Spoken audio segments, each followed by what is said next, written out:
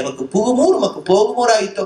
நான் கஷ்டப்பட்டு மெனக்கெட்டு இந்த பெருமாளை சேவிக்கணும்னு ஆச்சரியமான திவ்யமங்கள விக்கிரகத்தோடு கூடிய பகவானை சேவிக்கணும்னு வரேனே, எமக்கு புகுமூர், எனக்கு எது உள்ளுக்குள்ள போகணும்னு நினைக்கிறேனோ உனக்கு போகுமூர் ஆயிட்டோ.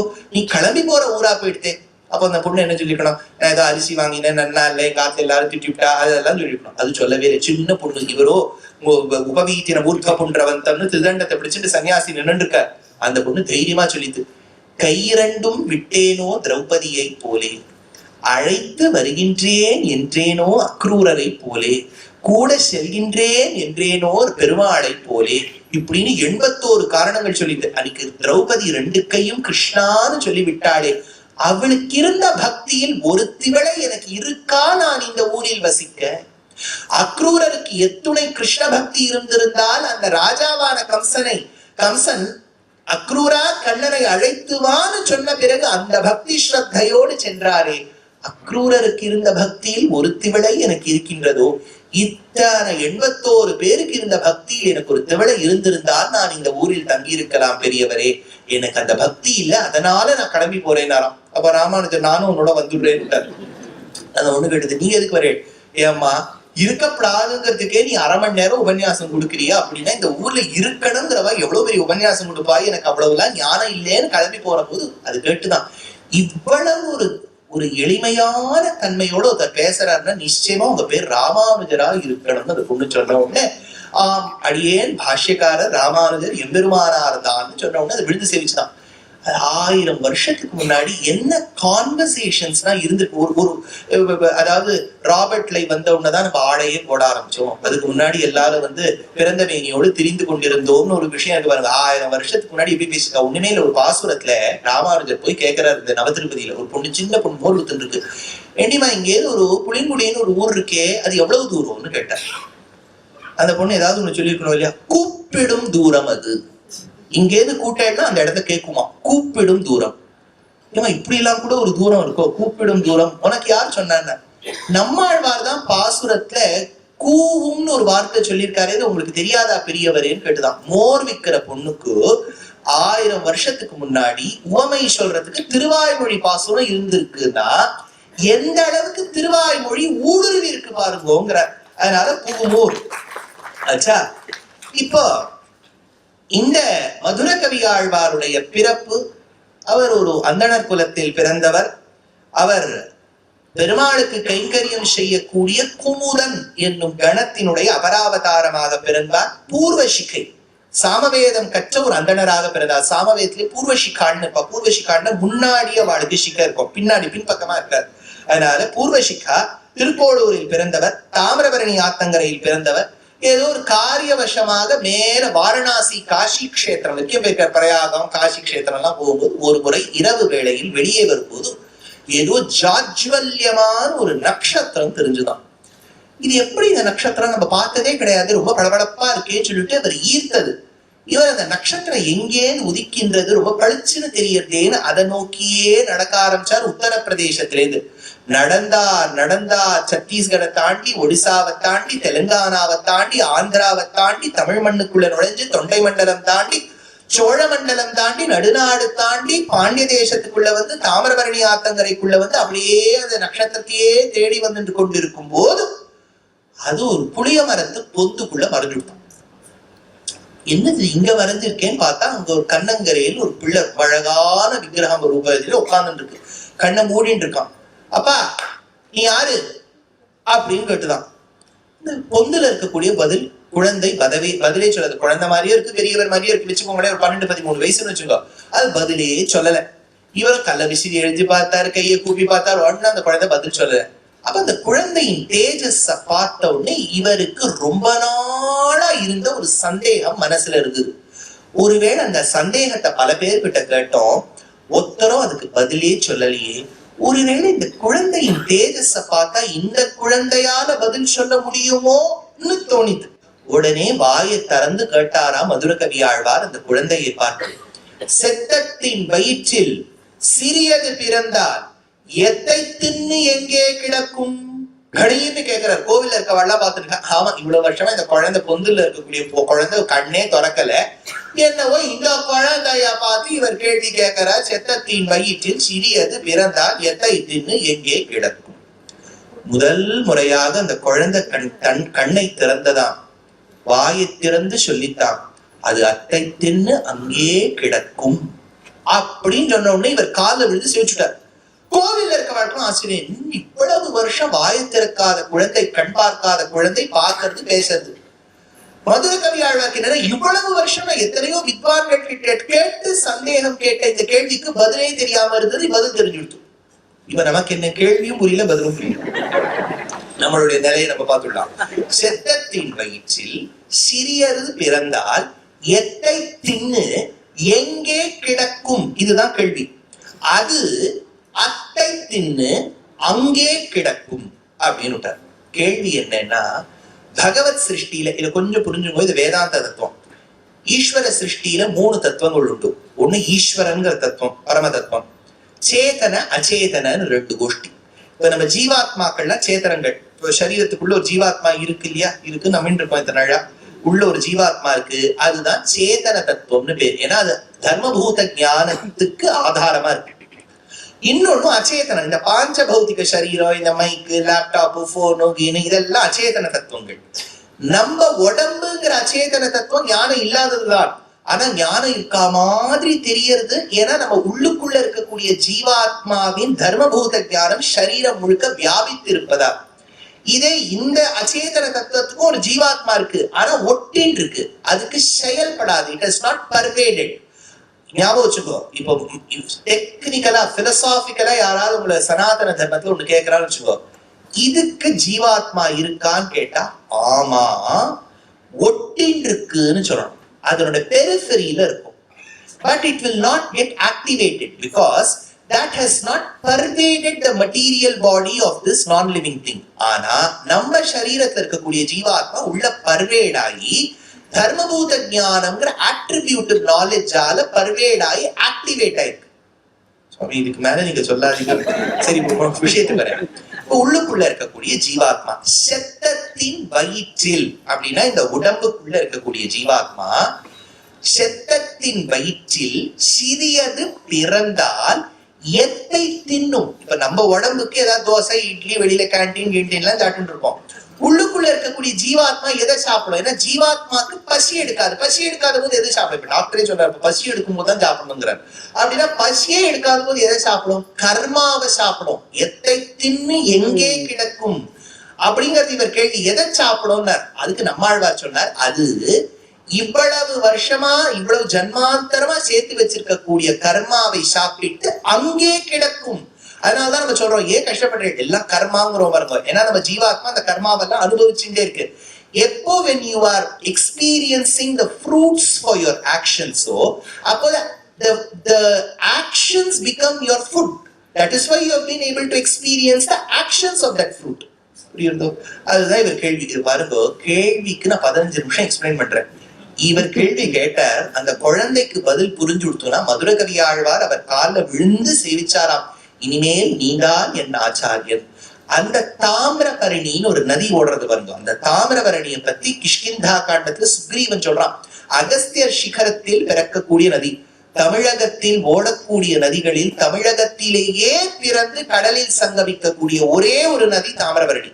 பொருணைன்னு பேர் இந்த நதிக்கு. தாமிரபரணி நதி எத்திர கிருதமாலா பயஸ்வினர். அது தேசிகன் சொல்றார், முக்தாஜாலை ஜனித புலினாம் சுக்தி சந்தான முக்தைஹி தாராபூர்ணாம் திவமிவ ததஸ் தாமிரபரணீம் பஜேதாக பிரத்யாசத்யா நியத விஷதம் பீத சிந்தோர் மஹர்ஷேஹே பானியம் தே பரிணமயிதா தத்ர முக்தாமயத்வம். அது மேலேந்து பார்த்தா எப்படி இருக்கும்? ட்ரோன் கேமரா வச்சு மேலே பாக்குற மாதிரி இருக்கும்.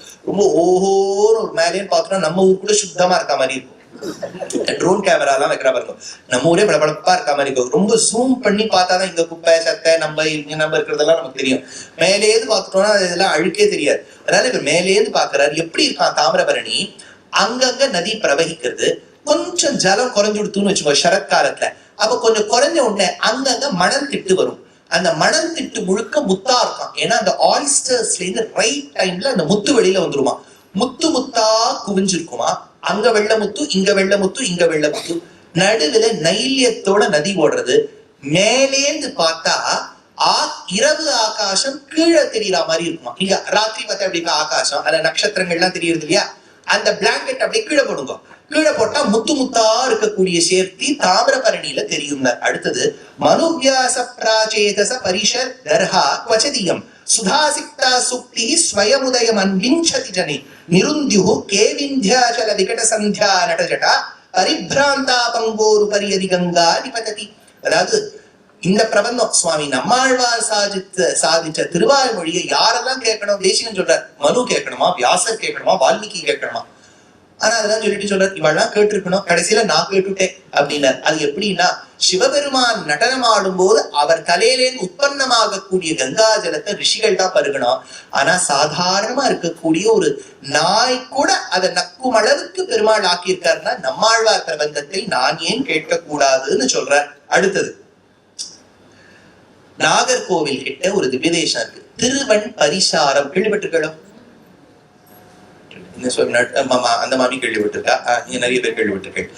அது ஆழ்வார் எடுக்கிறார். வருவார் செல்வார் வன் பரிசாரத்திருந்த என் திருவாழ்மார்வர்க்கு எந்திரம் சொல்லா செய்வதன் உருவார் சக்கரம் சங்கு சுமந்திங்குமோடு ஒருவாடுழல்வான் ஓர் அடியானும் உடன் என்றே.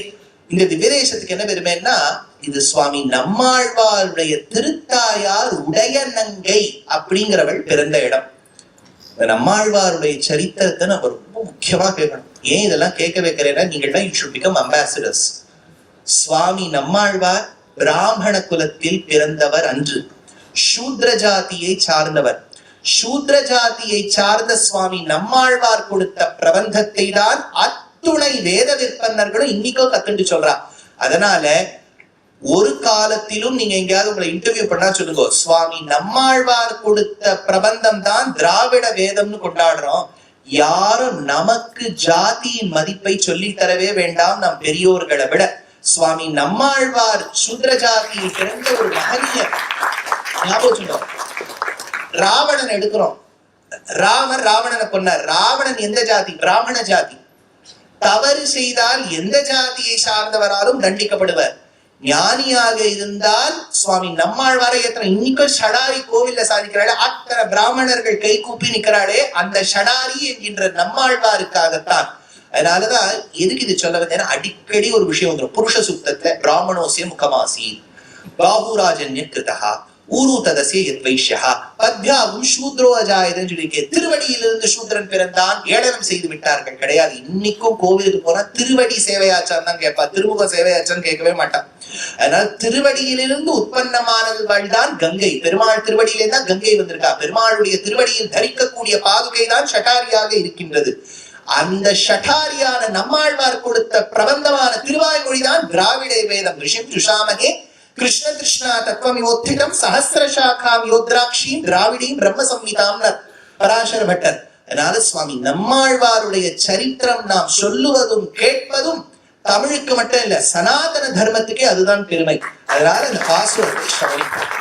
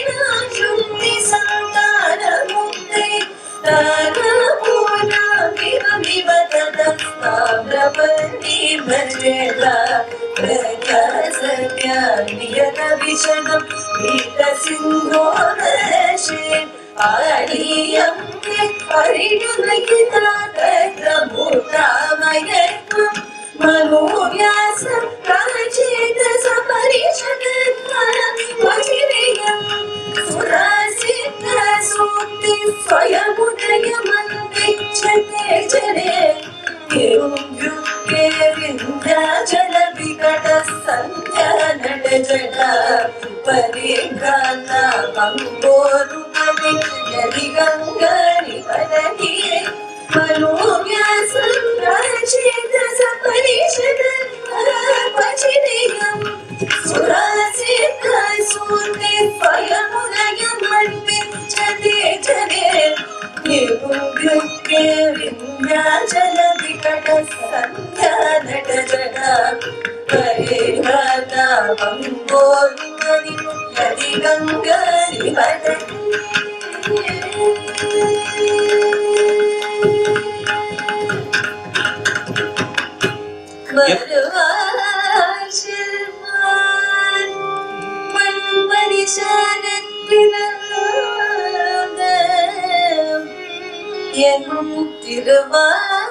திருவாழ்மார்வர்க்கு எந்திரம் சொல்லார் செய்வதன்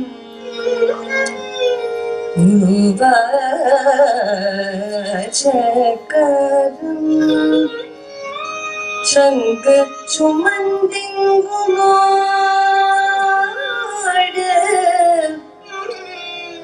ஒரு பாடு வாழ்வான் ஓரடியானும்